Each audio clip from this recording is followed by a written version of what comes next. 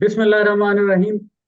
नाजरीन, अभी हाल ही में चीन के शहर बीजिंग में पीआरआई फोरम का इजलास मुनक्किद हुआ 2 रोज के लिए। ये तीसरा पीआरआई फोरम का इजलास था। इससे पहले 2017 में, फिर 2019 में दो इजलास हुए और फिर कुछ कोविड की वजह से जो है वो तीसरा इजलास जो है उसमें ताखीर हो गई और अभी जो है पिछले हफ्ते जो है वो तीसरा इजलास हुआ।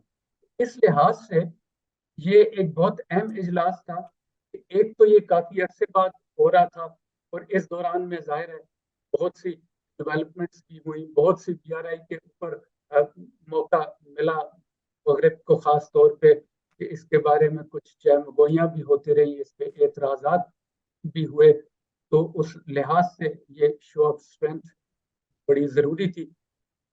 फिर इन 4 सालों के अंदर हमने देखा कि आलमी हालात में बड़ी तब्दीलियां और अगर आप इजाजत दें तो मैं कह सकूं कि तनाव भी आ गया। एक तो अमेरिका चीन ताल्लुकात के अंदर जो कशीदगी थी वो बढ़ गई, ज्यादा खुल के इख्तलाफात सामने आ गए। फिर हमने ये देखा कि यूक्रेन जंग की वजह से रूस भी जो है वो मगरब के मद्दे मुकाबिल आ गया। और अभी आप देख रहे हैं कि फलस्तीन के अंदर जो जंग हो रही है और वो नस्ल में जो इजाफा हो गया है, उससे भी एक तनाव की कैफियत है दुनिया में और तमाम ममालिक के ऊपर एक दबाव है कि वो किस तरफ जाएं, किस ब्लॉक का हिस्सा बने, कैसे चीजों को बैलेंस करें। तो इस तनाजुर के अंदर मेरा ख्याल है कि ये बड़ी अहम एक इवेंट था बीआरआई का जो 2 दिन के लिए था। और फिर एक और हाईलाइट अगर मैं कह सकूं इसकी, वो रूस के सदर व्लादिमीर पुतिन का शिरकत करना था इजलास में, क्योंकि वो यूक्रेन जंग के बाद से मुल्क से बाहर किसी इजलास में उन्होंने शिरकत नहीं की और बड़े अहम ब्रिक्स और G20 के इजलास भी जो थे वो उसमें शरीक नहीं हो सके, तो वो इसके अंदर आए। तो इस सब चीज को समझने के लिए बीआरआई उसकी क्या अहमियत है, मैं समझता हूँ कि मेरी खुशनसीबी है आज एक बहुत ही अहम शख्सियत अम्बेसिडर मसूद खालिद तशरीफ रखते हैं हमारे साथ। तो सबसे पहले तो सर मैं आपको खुश आमदेद कहूँगा, आपका शुक्रिया कि आप हमारे साथ शामिल हुए। एम्बेसडर मसूद खालिद नाजरीन किसी तारुफ के मोहताज नहीं है, उनका तमाम ही करियर बड़ा शानदार रहा है। लेकिन मेरे ख्याल में जो नुक्ता अरूज उनके करियर का है वो चीन में सफारत है। और वो चीन में पाकिस्तान के सबसे तवील मुद्दत रहने वाले सफीर रहे, कुछ 4 साल वो वहां पे रहे और बड़े अहम मौके पे इस दौरान में सीपेक का आगाज हुआ और जाहिर है कि उसकी सारी मंसूबाबंदी में वो शामिल रहे। इसलिए हम यकीनन सीपैक और पाक चीन ताल्लुकात के बारे में भी उनसे बात करेंगे। तो सर सबसे पहले वंस अगेन आपने हमारे लिए टाइम निकाला, ये यकीनन मेरे लिए भी और मेरे नाजरीन के लिए भी बड़ी खुशकिस्मती की बात है। आपसे मैं स्टेज सेट करने के लिए सबसे पहले तो मैं ये दरखास्त करूंगा कि आप अपना जो आपका एक इमीडिएट इम्प्रेशन है, जो आपका तासुर है बीआरआई फोरम के बारे में, वो क्या है। वो जो थोड़ी सी मैंने तमीज बांधी, जाहिर है आप चीज़ों को ज़्यादा बेहतर समझते हैं कि ये बीआरआई फोरम, इसकी क्या अहमियत थी और इसको आप किस नज़र से देखते जी, अस्सलाम वालेकुम प्रोफेसर साहब। आपका मैं शुक्रगुजार हूँ कि आपने मुझे ये मौका दिया। और बिल्कुल ये एक अहम फोरम था जो अभी हुआ बीजिंग में। और आपने बड़ी अच्छी तमीज खुद ही बांधी है कि 4 साल के बाद ये हो रहा है forum. Belt and road forum ये थर्ड फोरम था और इसमें 40 के करीब हेड्स ऑफ स्टेट और हेड्स ऑफ गवर्नमेंट जो थे उनकी शिरकत हुई। उसमें पाकिस्तान के जो इंटरिम प्राइम मिनिस्टर हैं जनाब काकड़ साहब, उन्होंने पाकिस्तानी वफ्द की नुमाइंदगी की। और जैसा कि आपने खुद फरमाया कि सबसे ज्यादा मेरे ख्याल में सिग्निफिकेंट प्रेजेंस जो थी वो रूस के सदर पुतिन की थी, क्योंकि जब से ये यूक्रेन वॉर शुरू हुई है पुतिन साहब किसी गैर मुल्की दौरे पर नहीं गए। और ये इस चीज की रीअफर्मेशन थी कि जो इस वक्त दुनिया में जो हालात पैदा हुए हैं as a result of America और चीन की जो कशीदगी है और अमेरिका और रूस की जो कशीदगी है, उसने चीन और रूस को मजबूर कर दिया है कि वो एक स्ट्रेटेजिक अलायंस का हिस्सा बन जाएं। तो इस मौके पे जबकि आपने खुद भी बड़ा बिल्कुल सही पॉइंट आउट किया कि यूक्रेन के अलावा फलस्तीन में जो इस वक्त एक कार्नेज हो रहा है, कत्लेआम हो रहा है, वो भी एक बहुत बड़ी डेवलपमेंट है इंटरनेशनल लेवल की। और उस तनाजुर में ये जो डिस्कशन थी और अहमियत अख्तियार करी। जहां तक बीआरएफ का ताल्लुक है, आपको बखूबी इल्म है कि 2013 में चीन ने ये बीआरआई इनिशिएटिव जो था लॉन्च किया था। और अगर आप ये 10 साल तकरीबात का हिस्सा थी ये जो बीआरएफ फोरम जो हुआ है बीजिंग में। और इसका मकसद ये था कि इस बात का जायजा लिया जाए कि बीआरआई ने इन 10 सालों में क्या अचीव किया है, क्या लैप्सेस आई हैं, क्या गलतियां हुई हैं और कोर्स करेक्शन कैसे करनी है। तो अब यह है कि दुनिया में देखिए 2-2.5 साल तो दुनिया की जो इकोनॉमी थी, आलमी मईशत, वो कोविड का शिकार हुई। उसने सबके ऊपर एक बहुत गहरा असर डाला, जिसमें कि चीन की अपनी ही मईशत भी शामिल है। एक तो ये था। दूसरा ये कि जो ये पोलराइजेशन शुरू हुई अमेरिका और चीन की, इसने बैन अवी ताल्लुकात में एक नई यानी कि डायमेंशन पैदा कर दी। तो बीआरएफ जो है उसको ये देखा गया इस फोरम में कि भाई बीआरएफ की अचीवमेंट्स क्या है। तो अगर आप अचीवमेंट्स का जायजा लें तो इस वक्त तकरीबन 130-135 ममालिक जो है इस इनिशिएटिव का हिस्सा है। तो इससे तो इसकी मकबूलियत का अंदाजा खुद ही हो जाता है। इसके अलावा 30 के करीब इंटरनेशनल ऑर्गेनाइजेशन हैं जो इसका हिस्सा है। अच्छा, अब आप ये देखिए कि ये क्रॉस कल्चरल और क्रॉस सिविलाइजेशनल है, यानी कि ये नहीं है कि सिर्फ एशिया इसमें शामिल है, इसमें सारे कॉन्टिनेंट शामिल हो गए हैं बीआरआई में। उसमें एशिया भी है, अफ्रीका भी है, लैटिन अमेरिका है, यूरोप भी है। अब इटली जो कि G7 का हिस्सा है, इटली भी इसका जो है शराकत दार है। लेकिन अब ये खबरें आ रही कि शायद इटली इससे अलहदा हो जाए। तो कहने का मतलब ये है कि ये एक इंक्लूसिव और पार्टिसिपेटरी प्रोजेक्ट था जो कि चीन ने लॉन्च किया और चीन को इसमें खासी कामयाबी हुई। मैं ये पढ़ रहा था कि इस वक्त तक तकरीबन $19 ट्रिलियन की ट्रेड है चीन की बीआरआई पार्टनर कंट्रीज के साथ, जो कि हुई है पिछले 9-10 सालों में। और $97 बिलियन जो हैं वो तकरीबन इस वक्त जो ये बीआरएफ हुआ है अभी बीजिंग में, इसमें मुआहदे हुए हैं कि $97 बिलियन की इन्वेस्टमेंट और होगी।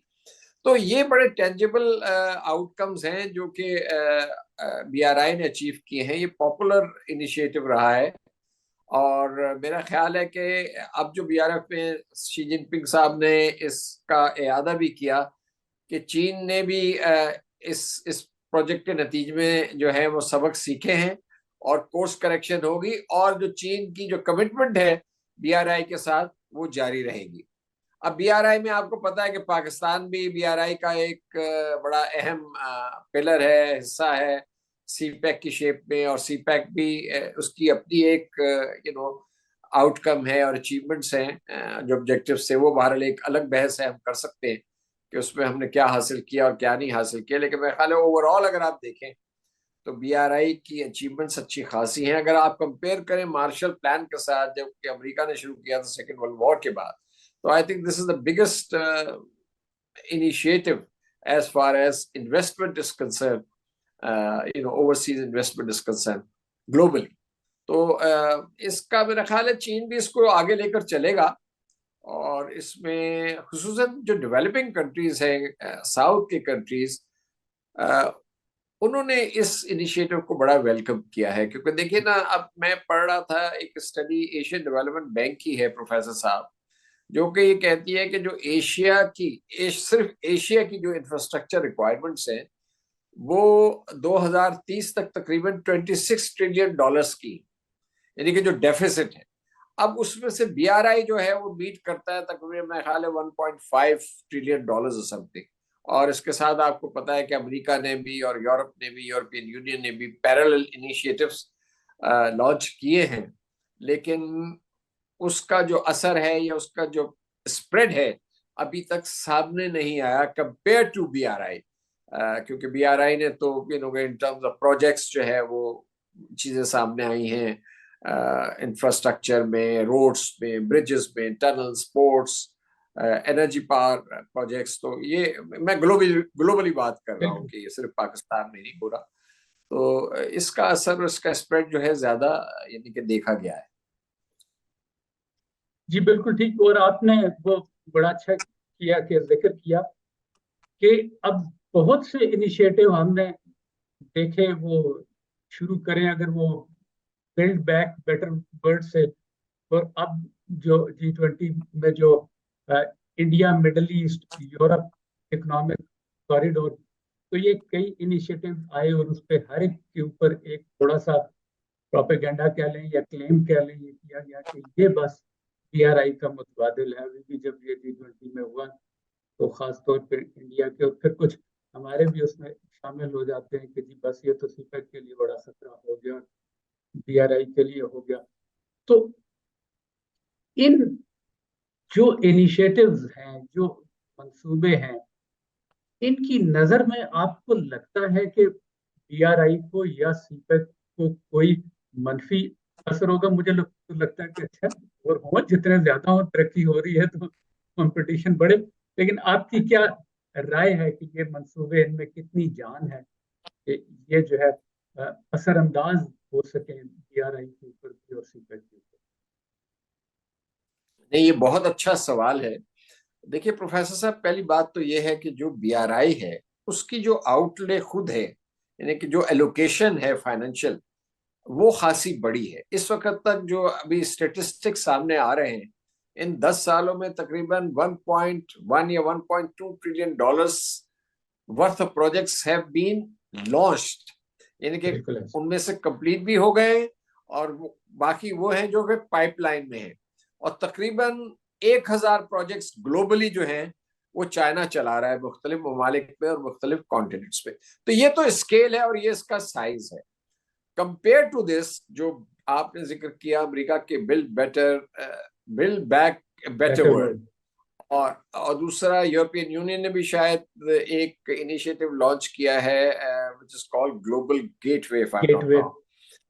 जी। इसके अलावा अब ये जो लेटेस्ट है, ये जो एक I2U2 भी हुआ I2U2। है, वो इजराइल, यूएई, इंडिया का। लेकिन ये जो आईमैक है, India middle east economic corridor, ये भी एक स्केच सामने आया है, आउटलाइन सामने हुई। अच्छा, अगर देखा जाए थियोरेटिकली, तो ये तो बड़ी अच्छी बात है कि कंपटीशन हो रहा है। गो के वो एक ग्लोबल सुपर पावर या बिग पावर राइवलरी का नतीजा है, यानी कि जो चीन को कंटेन करने की स्ट्रेटेजी है, उसकी नतीजे में ये सारे इनिशिएटिव सामने आए हैं, वेस्ट की तरफ से, मगरब की तरफ से। लेकिन अच्छा है कि अगर मगरब भी इस कंपटीशन में शामिल हो जाए, पॉजिटिव कंपटीशन में, for overcoming the development deficit of the world, infrastructure deficit. तो उसमें जो डेवलपिंग कंट्रीज हैं, पुअर कंट्रीज हैं, गरीब ममालिक हैं, पसमानदा ममालिक हैं, उनको वेस्ट की टेक्नोलॉजी और वेस्टर्न जो वेल्थ है, इन्वेस्टमेंट है, शायद वो भी कुछ मिल जाए।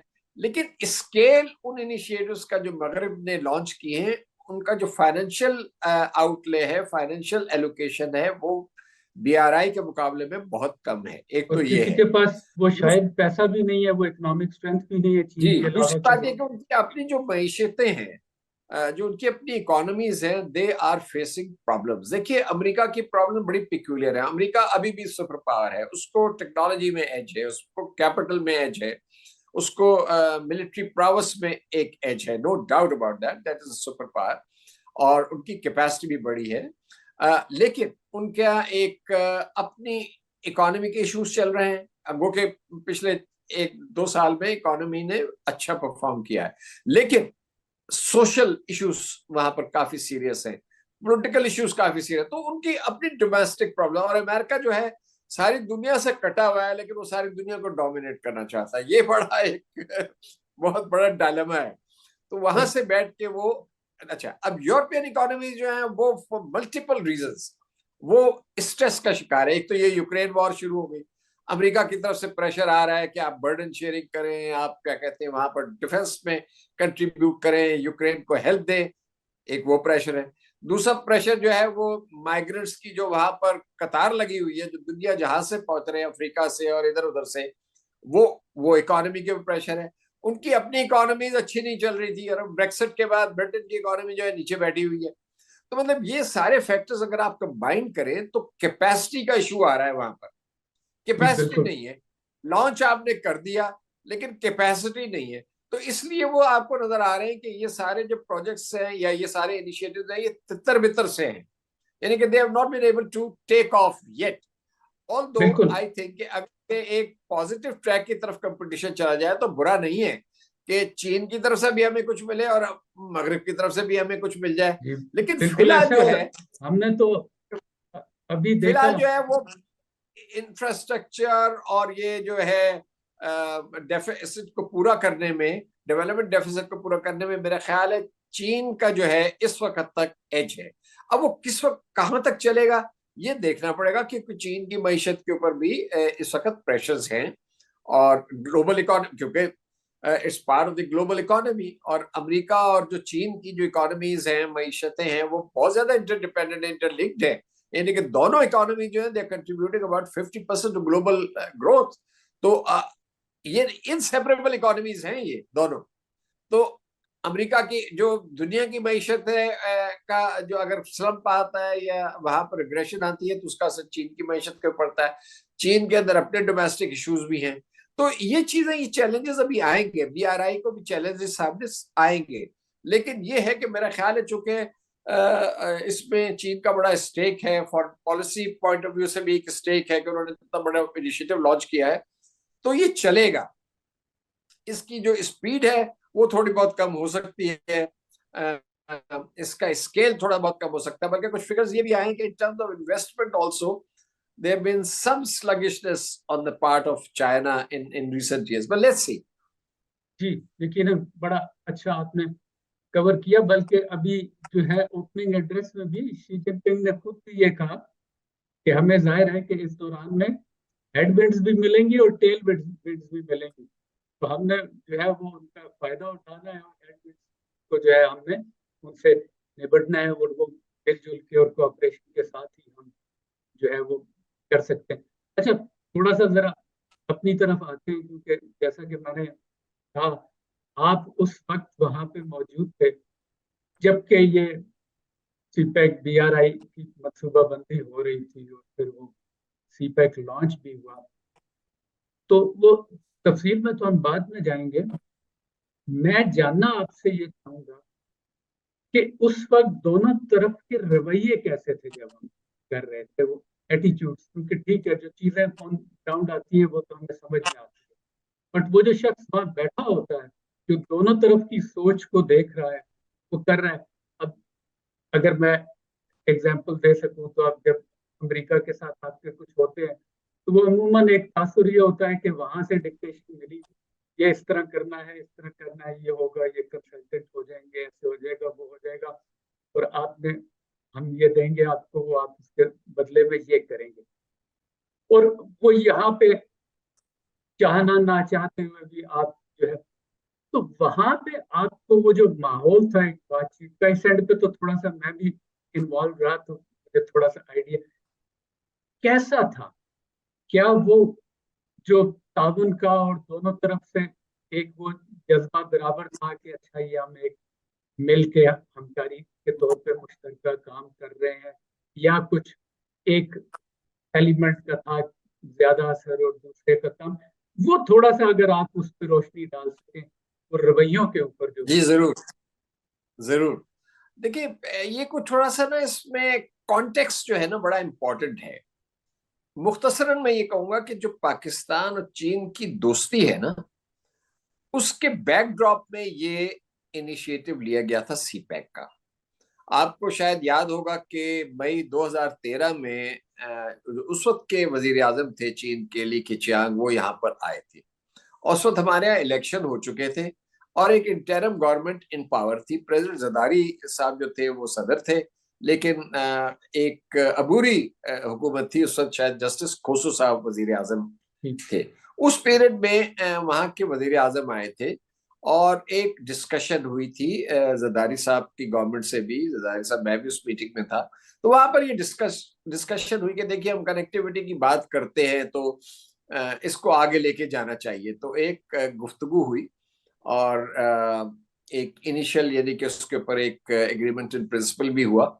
और फिर ये तय पाया कि चूंकि अब पाकिस्तान में इलेक्शन हो गए हैं और एक नई गवर्नमेंट आ रही है चंद महीनों के बाद, तो उसके बाद हम इस चीज को लेके आगे चलेंगे। ठीक है जी। तो ये मई 2013 की बात है। तो ली केचियांग साहब की मुलाकात